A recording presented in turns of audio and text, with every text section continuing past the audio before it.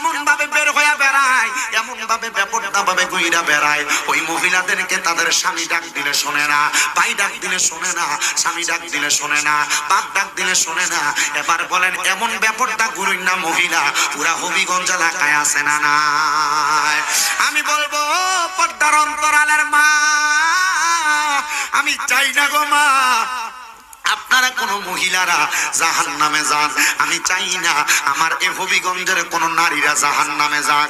এ মুসলমান, এ নবীর উম্মতের দল, এ আশিকে রাসূল ভাই বাবারা, আমি চাই আমার সব মা বোনেরা জান্নাতে যাক। আপনারা বলেন আপনার মা, আপনার বোন, আপনার মাইয়া, আপনার স্ত্রী এরা জান্নাতে যাক, আপনারা চান কি চান না?